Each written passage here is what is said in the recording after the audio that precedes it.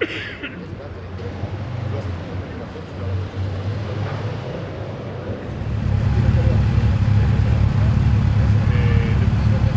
armes à la Libye par ce truchement, c'est les mêmes armes qui aujourd'hui tuent le peuple libyen. Voilà. Il y avait un lien, une boucle assez serrée entre ces trois faits incontestables. Et c'est vrai que le lien de causalité n'est pas établi, quoi. La question est là.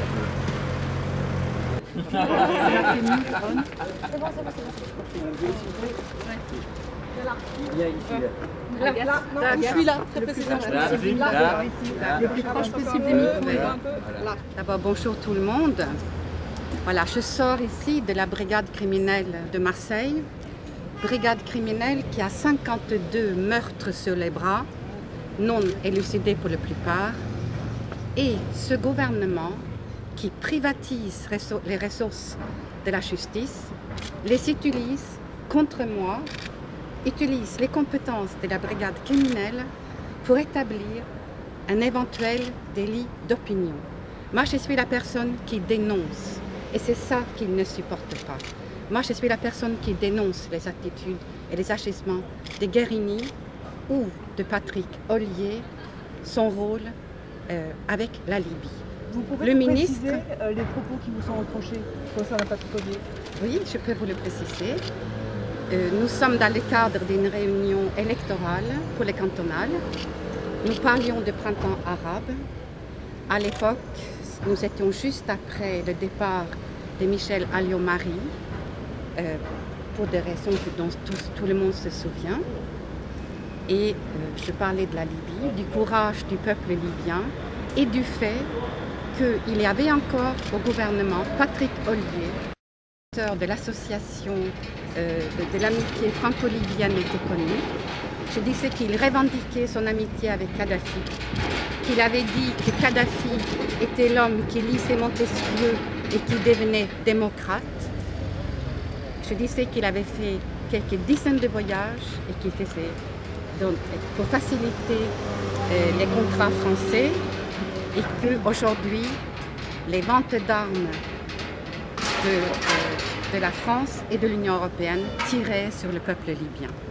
Tout ceci avait été repris dans une dépêche agence France Presse et le ministre Patrick Ollier n'a pas supporté que je parle de lui et que je disais, que je répétais ce que tout le monde, je veux dire ce qu'il revendiquait lui-même. Il estimait que c'était diffamant. Mais libre à lui de penser ça. Là où ce n'était pas libre à lui, c'est d'affecter les moyens de cette maison à cette enquête. Vous savez, j'ai été substitut pendant 10 ans. Je connais bien les droits de la presse et cela, c'est du jamais vu. Ils ont entendu des dizaines de personnes avec l'espoir d'établir quelque chose de plus sans doute que ce qu'il y avait dans la dépêche agence France Presse. Donc, je dénonce le fait qu'en France, on se concentre sur les personnes qui dénoncent les délits et les crimes, qui dénoncent la corruption, qui dénoncent les complicités, et on ne se concentre pas dans la lutte contre la criminalité. On ne met pas les ressources là-dessus. Voilà. C'est une façon de faire pression contre vous On peut le penser. Je veux dire, si on regarde le nombre de poursuites en diffamation que les gens souhaitent engager contre moi, on peut constater qu'ils n'aiment pas, les contestations.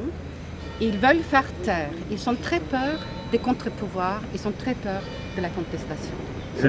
Et vous savez qu'il y a une liberté, la Constitution garantit la liberté d'expression. C'est garanti par la Convention européenne des droits de l'homme. Et la liberté de parole de la femme publique, la femme politique, est plus large même que la liberté de parole d'un citoyen ordinaire. Donc, poursuivre des paroles tenues dans une campagne électorale avec les moyens de la brigade criminelle, je le dénonce. C'est démesuré pour vous? C'est pas simplement démesuré, c'est du jamais vu. Ouais. Donc vous dites ils veulent me faire taire, c'est que et après j'enchaîne sur Pechinel.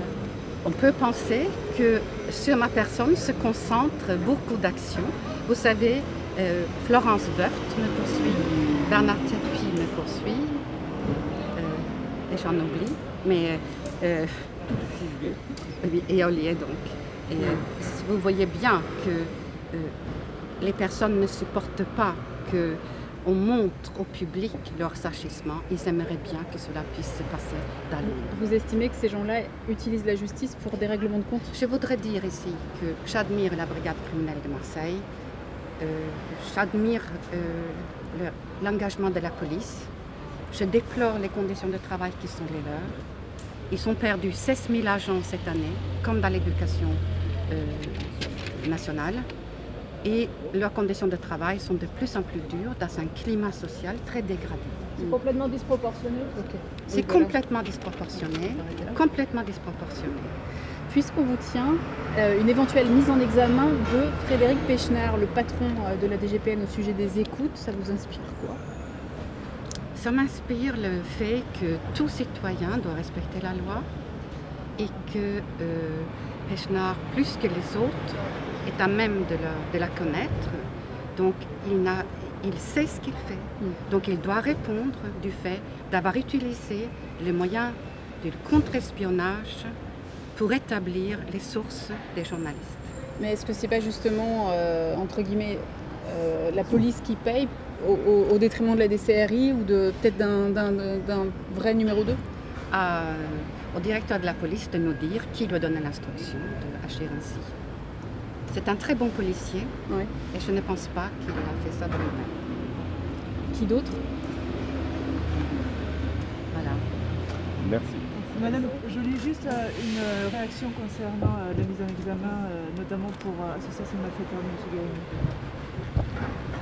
Guérini. Donc on voit l'importance d'avoir des juges d'instruction indépendants et courageux, des juges d'instruction qui ont travaillé cette enquête et qui ont pu établir des faits qui justifient la mise en examen pour prise illégale d'intérêt avec la circonstance aggravante d'association de malfaiteurs. Donc c'est un événement qui prouve que la justice marche, qu'elle est indépendante. Je vous laisse apprécier ce qui serait arrivé à cette enquête si elle avait été conduite par le procureur de Marseille, qui ne s'est même pas résisté à une enquête en diffamation, absurde. Donc si elle avait été conduite en direct par le procureur, nous ne serons pas là. C'est parce qu'il y a des juges d'instruction que cela a pu sortir. Donc ça, c'est un premier problème. Ensuite, il faut en tirer les conséquences politiques. Il faut distinguer entre l'enquête importante judiciaire, que je ne commenterai pas, et la situation politique que je vais commenter. Le département de Bouches-du-Rhône ne peut pas avoir à sa tête un président qui est mis en examen pour prise illégale d'intérêt et association des malfaiteurs. Cela est insupportable, il doit démissionner. Et quand, en ce qui concerne, on profite de votre expérience en la matière, en ce qui concerne un éventuel dessaisissement du juge d'instruction, comme le veulent les avocats de Jean-Noël Guérini, est-ce que ça vous paraît envisageable, plausible simplement? J'espère que si ces juges d'instruction courageux sont dessaisis, mais il y aura une marche dans les rues, des centaines de milliers de personnes, cela, nous le tolérerons pas. Merci. Merci.